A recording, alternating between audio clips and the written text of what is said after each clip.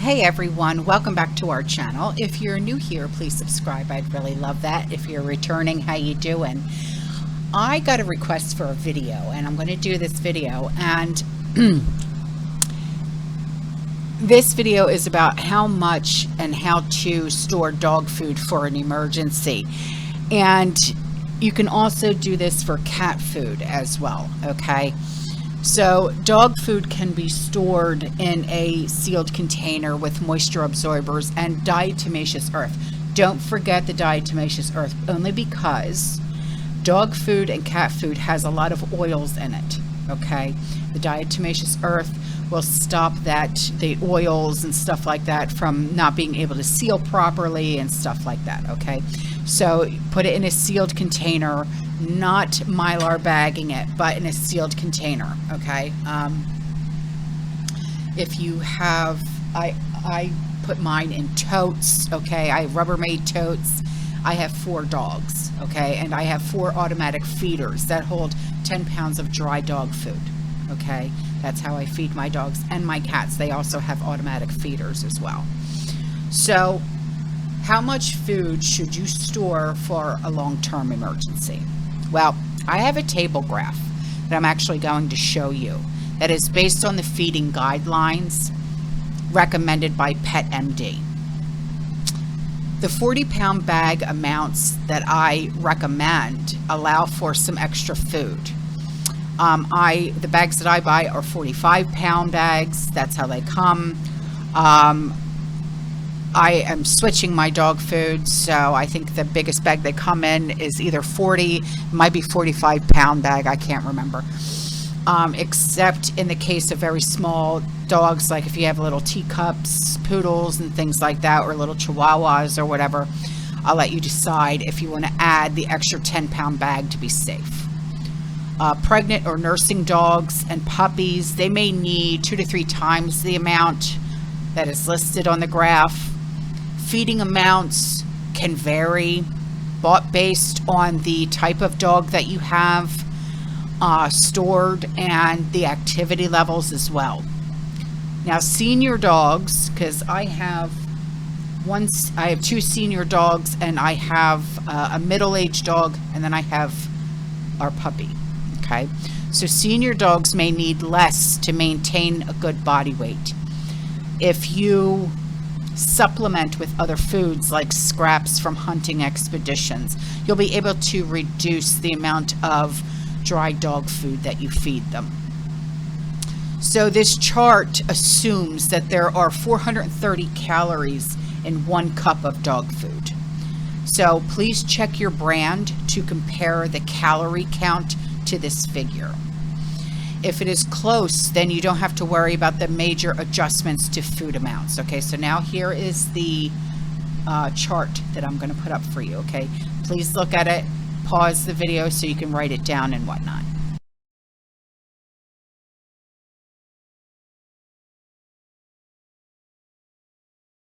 Okay, so for dogs over 100 pounds, please add 1/3 cup per 10 pounds of body weight per day.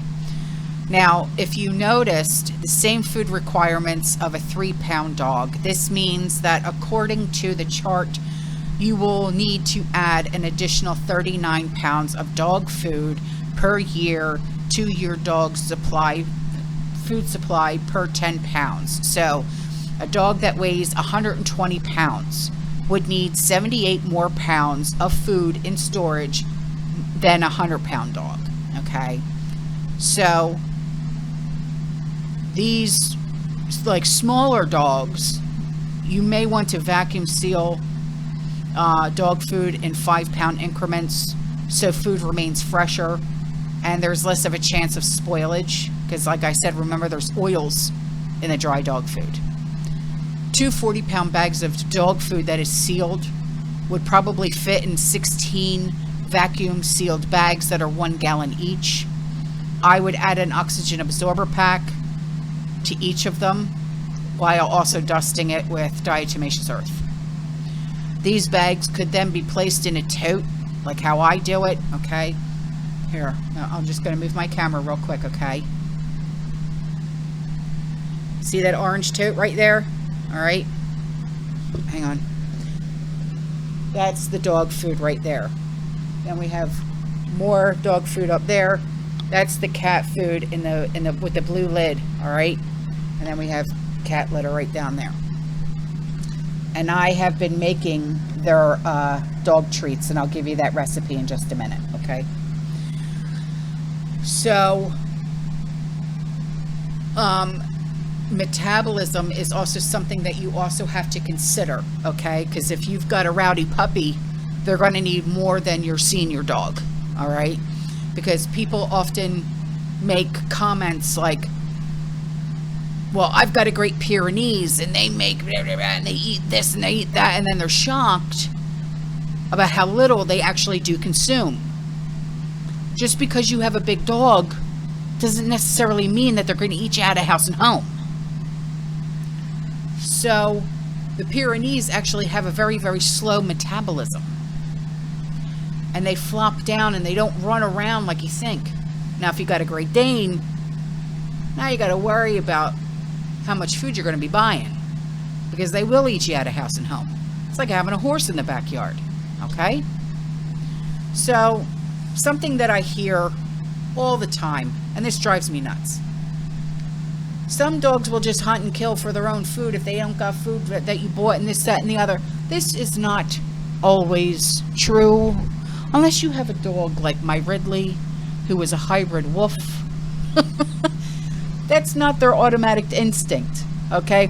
I can't even put Ridley out back in his own backyard without him running and jumping up on top of the fence to grab a squirrel and come back down and say, Mom, I got a snack, okay? Because I'll tell you what, Goku, the puppy, he don't do that. Penelope, she don't do that. Little Miss, she don't do that. Ridley's the only one that makes sure we don't have vermin in our backyard. But that's because it's his instinct. He's part red wolf, okay? So, this is not always an excuse for you not to plan to buy extra food for your dogs, all right? Please, for the love of God, stock up for your dogs and your cats, all right? And if you don't buy food for your cats, you can't just put them outside and think that they're going to be eating salamanders or whatever, because there's a story behind that. Okay, story time, real quick. Okay, so when we first got Binks, my husband's cat, she's a rescue just like all of our dogs and cats are rescues. She was found outside. My husband's sister rescued her and brought her to us. The girl who had her, she left or something like that, and she left her, this cat, in the care of a friend. Well, the friend threw the cat out. And Binks, we named her Binks.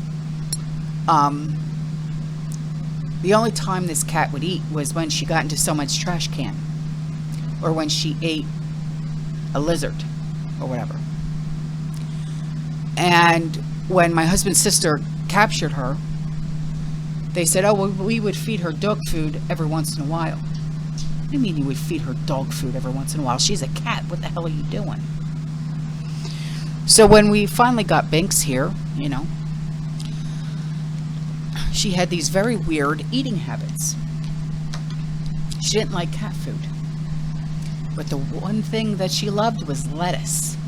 Still to this day, this cat, we can't have salads in this house because the cat, she would literally jump up on the table and steal lettuce off your plate. Hand to God.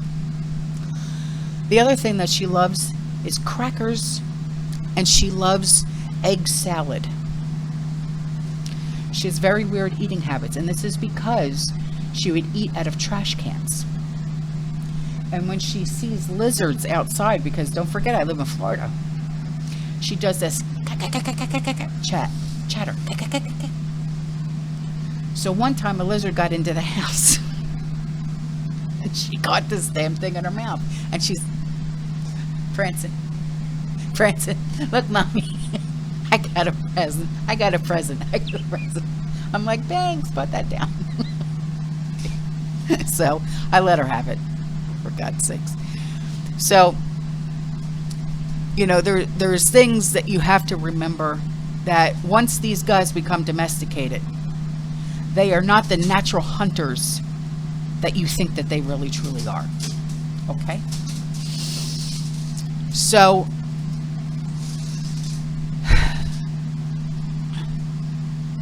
my God, mom brain. Ooh, hang on. Okay. So, dog foods that are lower in fat will keep longer than high fat foods. If you feed your dog the fanciest, schmanciest food on the market, you may want to think about downgrading a bit. And I'm not saying just buy the cheap seats. I'm not talking about that. For just maybe buy just a lesser grade of dog food for putting it back. You know what I mean? For putting it up for stock, for your stockpile. Okay? Foods that have a lot of more perishable ingredients, like freeze-dried foods, may not keep as well. And sometimes the nutritional content and the calories for the amount of space that it takes up, it's just not worth it. Okay? Just saying. Believe me, I've been doing this for a long time, and I've been taking care of 4 dogs and 7 cats. I know what I'm talking about. Okay? So, now, we have switched, okay, because my cats were on Purina 1 sensitive stomach for years. And my dogs have been on kibbles and bits. I've switched. This delivery that we're getting from Chewy, because I get through Chewy because it's easier for me, okay? Plus the prices are cheaper. We've switched our dog food and cat food to Diamond's Natural. Diamond's Natural dog food and Diamond's Natural cat food. It's moderately priced and the bags are bigger. And you can get a ton of the formulas that are grain-free, soy-free. There's no garbage, okay? It's good stuff.